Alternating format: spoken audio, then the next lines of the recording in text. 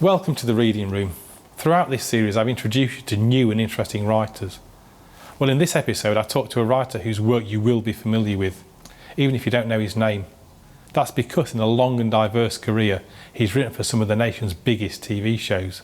Joining me today is Marvin Close. His work as a writer covers so many genres: TV, radio, drama and non-fiction, a journalist and a non-fiction book author. Marvin, thank you very much for joining us here on the Reading Room. My pleasure. Now, you started your career as a writer in probably one of the most traditional routes for writers, which is as a journalist on local papers. That's right, yeah. I started with the Sheffield Star, which was the evening newspaper for South Yorkshire, and I trained there as a reporter, learnt my shorthand and my fast typing, both of which are incredibly helpful still today. But I suppose the reason why a lot of journalists then become writers is because it teaches you a huge amount about the actual discipline of writing, and it teaches you so much about brevity, I think, more than anything. I hate to read anything that's overwritten. Always have done since being a journalist, because I see how much is redundant that people put in. So I'm not a Tolkien fan, for example. So that important first job that you secured, was that because you'd studied journalism at college or anything like that? No, I actually did. I did an English and history degree at Lancaster University, and then I did a postgrad at Leeds University in history. And it had always been my intention to be a writer. And I kind of thought that university would certainly help. Doing research would help in terms of learning research skills, learning how you kind of turn a story into something that's entertaining. A lot of journalists talk about finding and writing a story. As a journalist, are you actually trying to turn reality into a story? If that's the case, what is a story? That's three questions in one, I think. It is. What is a story? I remember when I was really little. Now I probably would be about 7 or 8, and I used to write stories, and my friends at school, at break times and at lunch times, would ask me to read them my stories, and they would sit literally in a circle and I would read my stories. And the power of stories I kind of got really early on, you know, when I was a kid. What makes a good story is oh gosh, it's so many different things, isn't it? I think where as a writer, what you become really experienced at is you kind of get these twitching antennae. You know what makes a good story when you hear it. When I'm doing non-fiction writing, which I do a fair amount of, as well as in TV and radio fiction, you'll hear a story from someone, suddenly you twitch, your antennae twitch, you think, whoa, now there's something in that. You do a bit more research. Often you find that actually what you've heard is just a shallow version of the story and there's not a lot more to it. Sometimes you start researching something and you dig a lot deeper and you find there's an amazing story underneath it. So you do feel that there is a set of facts, and sometimes that set of facts is a story and sometimes it's something that isn't a story then? Yeah, very much so. Now, for somebody that's now starting out as a writer, you said how important being a journalist was to you in the early days in terms of developing your craft. Looking at the state of journalism, national journalism and local journalism, is it still a viable career path? I think things have changed a great deal in terms of the medium itself, because of the internet, because of blogging, you know, vlogging, that kind of thing. I think there are routes that are not traditional. Like, you know, when I worked for the Sheffield Star newspaper, it was very much the case that if you wanted to become a journalist, you either went to the BBC and trained in radio or TV, or you tried to find a really good local newspaper or a regional newspaper, and you'd become a junior reporter and then train for 2 or 3 years, and you were given as well as shorthand and typing, skills in law, skills in public administration, this kind of thing. And that was very much the traditional route. It still exists today, but I can equally understand why a lot of young people who want to get into journalism actually look straight to the internet and think, right, I can actually sort of seize the means of production a bit here, and rather than work for somebody else, I can create my own blog, I can create my own things online. So I think in a way journalism has become slightly more democratic in that sense, which is great. I think it's one of the real strengths of the internet. However, at the same time, I sometimes worry that journalists on the internet haven't got the kind of grounding that's, well, A, is going to stop them from getting into trouble legally, and B, that they haven't learned that whole, how do you put a story together, I think a lot of people have it naturally. I think we're all natural storytellers if we allow it to come out, But I think it's an exciting time. If I was 21, 22 again, if only. I think, wow, yeah, I would certainly want to go into journalism. So you started off as a non-fiction journalist. At some point, I don't say the word drifted, but at some point you became a writer of TV dramas. Yeah. How did you get from writing local stories that are factual to writing fiction? There were 2 or 3 steps in between. The first really was when I was at Leeds University. I started to write for quite a lot of student drama. I wrote 3 full-length plays whilst I was there. The first of which was called Taking Liberties, which was about a women's football team, and it is the reviews for that were just so bad, it was untrue.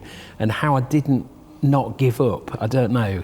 Like the Leeds Evening Post and the Yorkshire Post and a couple of other newspapers just absolutely damned it. And were they damning the play rather than the performance as well? The play. Oh, right. I couldn't blame it on the performance.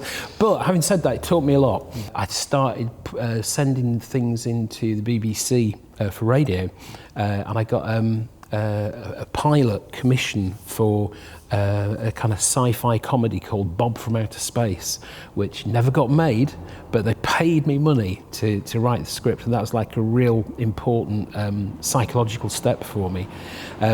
What it also did was it introduced me to a radio producer called Paul Z. Jackson, who really liked the pilot. It didn't get the series, but he asked me for more ideas. So I put more ideas to him. I wrote a couple of series for Radio 4 that he produced.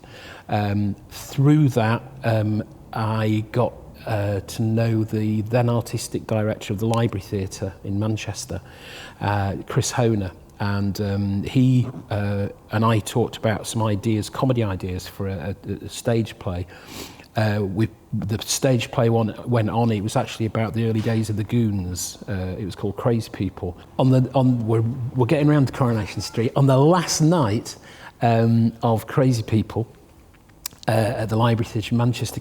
Totally coincidentally, the then producer of Coronation Street, Mervyn Watson, came along to watch it. Really enjoyed it, and he contacted me and said, come in for a chat. Do you want to work on Coronation Street? So anyway, that was the start, and I started working there initially as a storyliner, which is they're the people who, from a story conference with all the other writers and the producer, they take away the stories that have been discussed and literally stage them and put them into scene-by-scene breakdowns for each episode. So the writers basically get an absolute blueprint of what their episode should look like, from scene 1 to about scene 20. And then when Mervyn Watson then left Corrs to go to be exec producer of Emmerdale, and he asked myself and a couple of other writers to kind of go with him over to Emmerdale. So I spent quite a few years in the Leeds base in Farsley. Now, some people that I suspect might need pepping up in the middle of writing their storylines is the writers that are actually creating the episodes. What's the workload like for one of those writers? The workload on any soap's heavy, and they're well paid. You get quite well looked after on them as well, and in return, you've kind of got to like just do the soap. You know, there's not really a lot of time or energy that you've got left to do anything else of any size. Come back after the break when Marvin talks more about his writing past and future.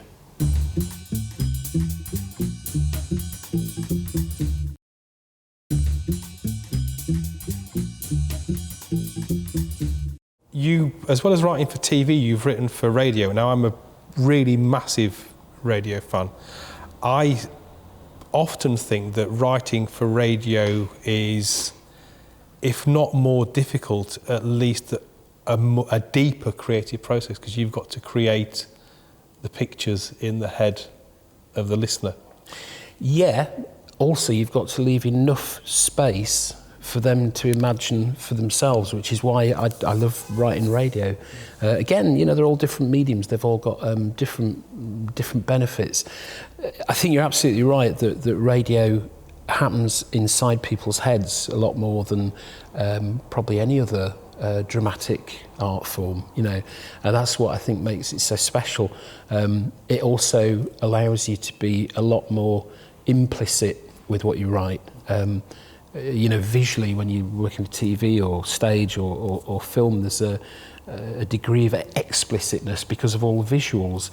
Whereas with radio, you can write and you can kind of hold back a little bit and allow the listener to put their contribution into the piece as well, which I find quite exciting. It's very interactive. And you've written comedy for radio. Yeah. And again, I do think that there are certain jokes and certain comic approaches that only actually work on the radio. Yeah. Well, I was talking earlier on about the stage play that I wrote about the Goons, Crazy People, and what they did probably for the first time on radio, which I think is brilliant, is using radio, you know, all the sound effects that they used, all the kind of sound gags, and nobody had really done that before on radio, and it is ripe for it. It's a lot of fun. There's things you can get away with on radio that visually you couldn't. Yeah, I think it's one of the first times I realised the magic of radio as a comedy. There's a Goon show where one of the characters stands on the shoulder of the other one and then grabs all their arms and then pulls them up. Yeah. And then says to the audience, I'd like to see them do that on TV. Yeah. And as a young teenager, I think that's when it kind of hit me what the power of radio is. Yeah. You can actually play with visuals and create visuals that even the most expensive special effects absolutely are incapable of creating on film. I mean, it's, you know, like writing radio drama or radio comedy, it's so wonderful. You can be in Marrakesh in scene 2, you can be in New York scene 3, and there's no budgetary dimension to it whatsoever. If you put that into a film script or TV script, the producer just red line, you know. And you know, sometimes maybe radio seen as the poor relation. I know most comedians that go on radio complain that it's less well paid. Is it actually true that the budgets, understandably the budgets for the drama, but the budgets for performers and writers, are they actually lower on radio than they are? Yeah, very much so. I'm trying to think of a comparison. I think probably writing half an hour of radio comedy as opposed to half an hour of TV comedy, just as like your straight fee before any repeats, things like that. It's probably about a quarter of the TV. So the interesting thing is a lot of people, actors and writers and directors, things who work in radio, it's kind of like for the love of it often, you know. It's quite interesting that you'll see quite big stars like Benedict Cumberbatch, you know, on Cabin Fever and things like that. Why does he want to do that? Because it's a fantastic part and it's so brilliantly written.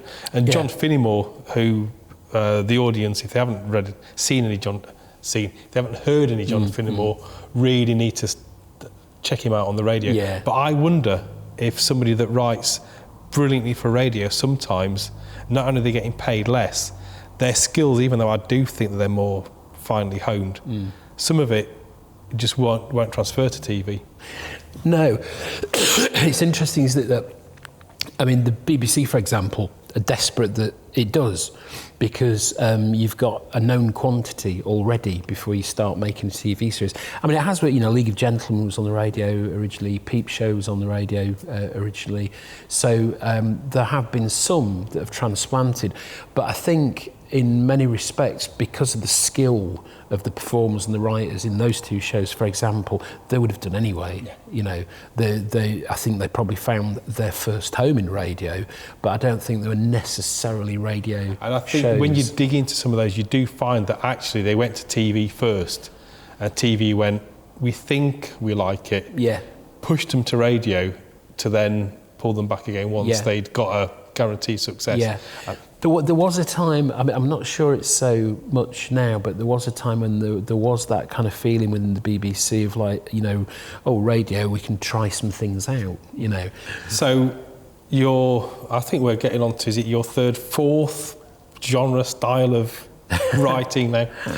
Which, as a show called The Reading Room, we ought to dig into a little bit more, which is your writing of actual books.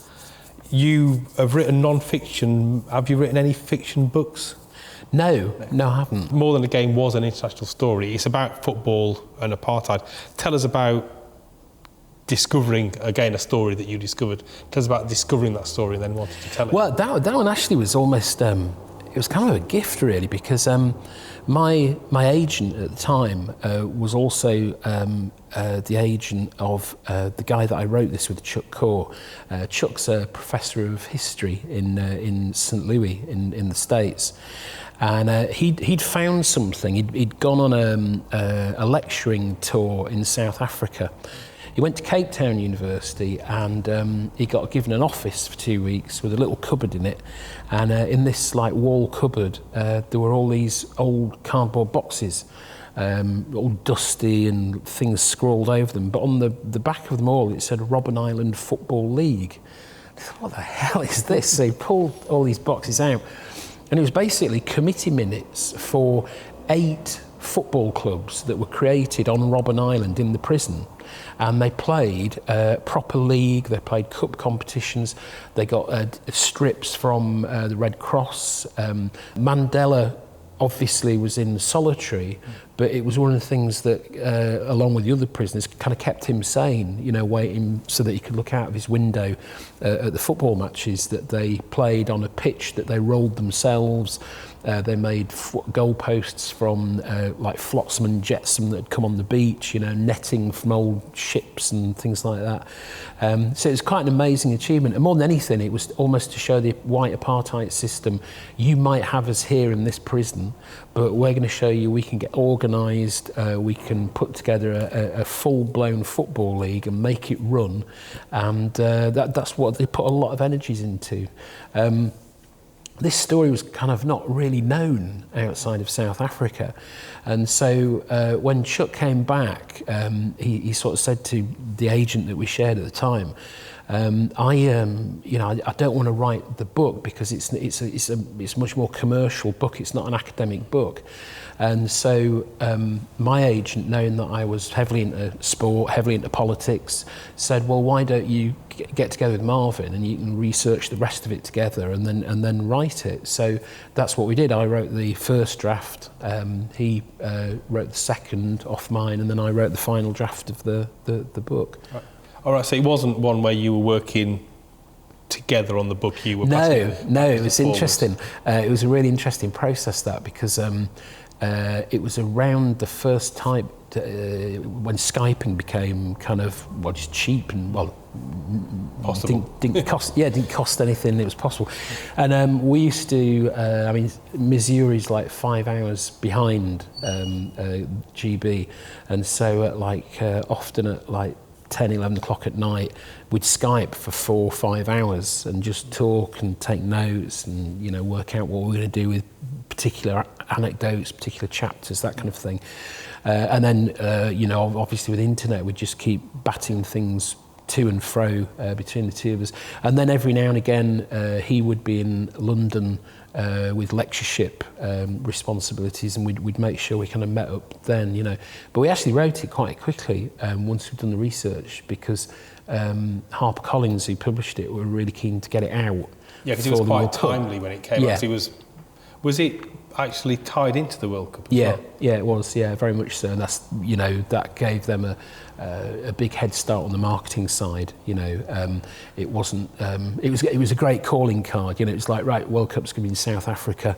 Here's a book about football in South Africa. So that was good. But that was kind of a gift to me. It was funny in a way as well, because I talked to my then agent about the fact that I wanted to do more non-fiction.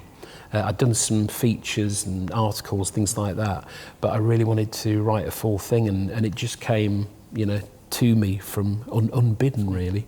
Still in really good contact with Chuck as well. He's still working as, is it emeritus or emeritus professor? Emeritus professor. Yeah, at St Louis University in history.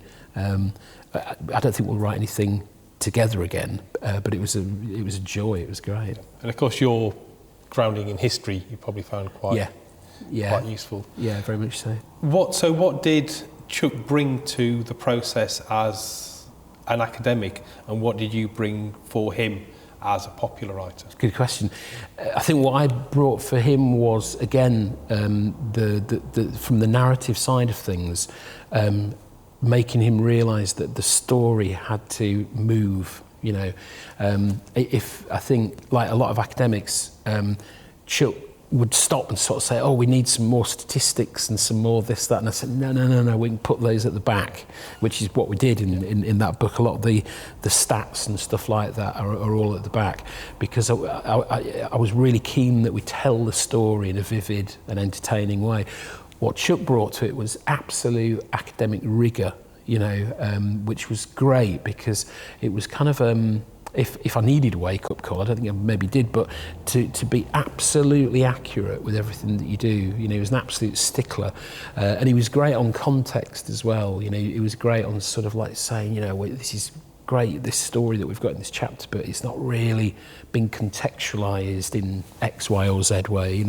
So that was interesting, because I have collaborated before, but with other writers, and the difference in what you bring to the party with another writer is not that wide.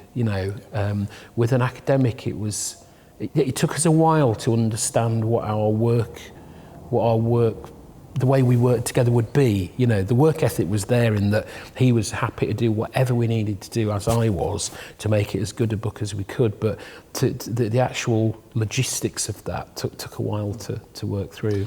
We've covered it seems like just about every genre of writing, but at the back of my mind I can think of a few that you don't seem to have had a go at yet. Is there something that you're eyeing up as a genre or as a form that you're thinking, maybe I'll have a go at that next? I think one thing that I've always had, and I've actually tried on 3 or 4 separate occasions.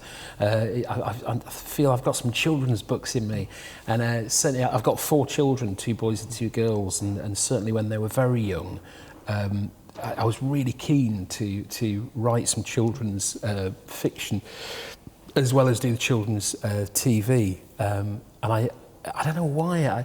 I think I started 4 separate books, and I've kind of got about halfway through all of them, and they all sit in a drawer somewhere, maybe to be finished, or a rethink, or maybe they'll just go in the bin.